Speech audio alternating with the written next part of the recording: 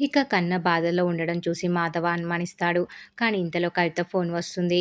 Madhav cut చేస్తే మహాకి కవిత phone చేస్తుంది. ఇక కవిత, మాధవ్ కాసేపు కబుర్లు చెప్పుకుంటారు. కండిషన్ గురించి చెప్తుందేమో అని చక్రి, మహా, కేశవ కంగారు పడతారు.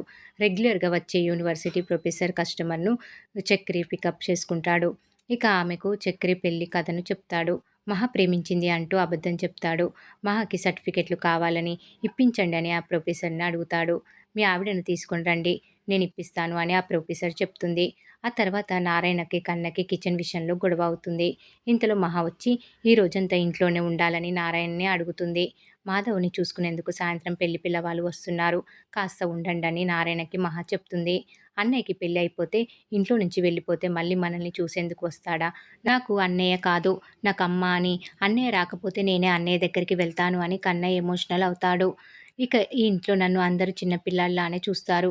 వచ్చే కొత్త వదిన కూడా అలానే చూస్తుందా? మా అందరిని నీ అంత ప్రేమగా చూసుకుంటుందా అని మహాతో కన్నా అంటాడు. మీ అందరి గురించి తెలియనప్పుడు నేను కూడా చాలానే భయపడ్డాను. ఇప్పుడు మీ అందరితోని కలిసిపోయాను. ఆమె కూడా అంతే. మీ గురించి తెలిస్తే ఇంట్లో నుంచి ఎక్కడికి వెళ్ళదు. మీ అందరూ కలిసి హ్యాపీగా ఉంటారు అని మహా నోరు జారేస్తుంది. అంటే అన్నయ్య పెళ్ళయ్యాక మీరు వెళ్ళిపోతారా? అటు అన్నయ్య వెళ్ళిపోయి మీరు కూడా వెళ్ళిపోతే మళ్ళీ నాకు ఇల్లు నచ్చదు అని కన్నయ్య ఏడ్చేస్తూ ఉంటాడు.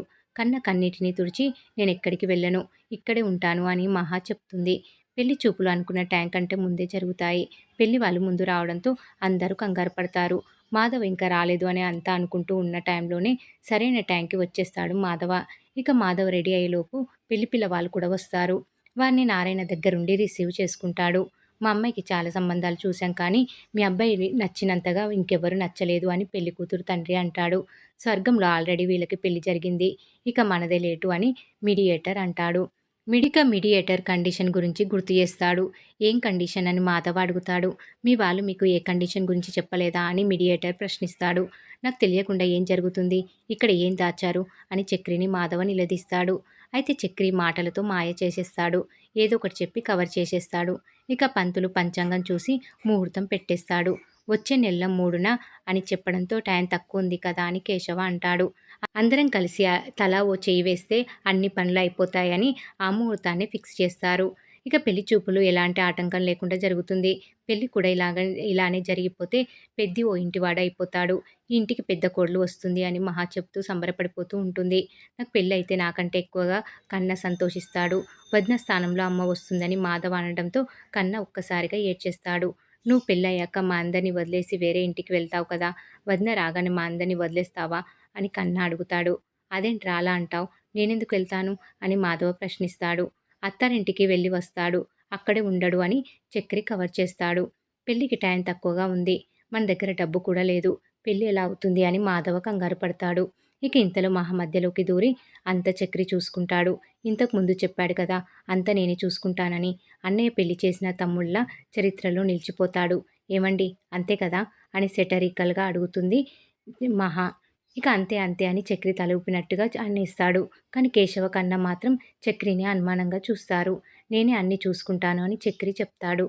నా జేబులో నుంచి 500 తీసావా అని చక్రిని కేశవ అడుగుతాడు. అవును తీశాను. పెళ్లి చూపుల పనుల్లో ఉండి చెప్పడం మర్చిపోయా అని అంటాడు చక్రి. తీసినప్పుడు చెప్పాలి కదా అని కేశవ సీరియస్ అవుతాడు. పెద్ద లక్షలు తీసుకున్నట్టు చేస్తున్నావు. నీ 500 నీకిస్తాలే అని చక్రి అంటాడు. జేబులో 500 కూడా లేనప్పుడు పుడింగిలా పెళ్లి చేస్తాను అని అందరి ముందు మాటలు చెప్పడం ఎందుకు అని నిలదీస్తాడు కేశవ. డబ్బులు లేనప్పుడు చేతగాని వాళ్ళ ఉండాలా. ఓవర్ చేయొద్దు అని కేశవ అనడంతో గొడవ మరింత ముదురుతుంది. టీ షర్ట్లు పట్టుకొని మరీ గొడవ పడతారు. కన్న, మాధవ ఆపేందుకు ప్రయత్నించినా వినరు. వాళ్ళ గొడవని చూసి కిచెన్‌లోంచి ఓ ప్లేట్ తీసుకొని నేలకేసి కొడుతుంది మహా. ఆ శబ్దంతో అందరూ సైలెంట్ అవుతారు. పెద్ది పెళ్లి జరగబోతుందనే ఇంగితం కొంచెమైనా ఉందా? అసలు మీరు అన్నదమ్ములా? అజాతశత్రువులా?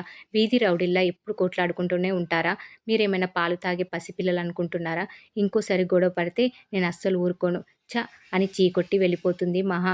ఇలా గొడవలు పడి ఏదో ఒక రోజు వదినని ఇంట్లో నుంచి పంపించేసేలా ఉన్నారని కన్న విసుక్కుంటాడు. ఇక ఉదయాన్నే లేచిన తర్వాత కూడా మళ్ళీ గొడవ పడతారు. చెప్పకుండా తీస్తే దొంగతనమే అంటారని మళ్ళీ ఉదయం గొడవ పడుతూ ఉంటారు. ఇంతటితో ఈరోజు ఎపిసోడ్ కంప్లీట్ అవుతుంది. మరి ఈ వీడియో గనుక మీకు నచ్చినట్లయితే లైక్ చేయండి, షేర్ చేయండి, సబ్స్క్రైబ్ చేయడం మాత్రం మర్చిపోకండి. Please subscribe.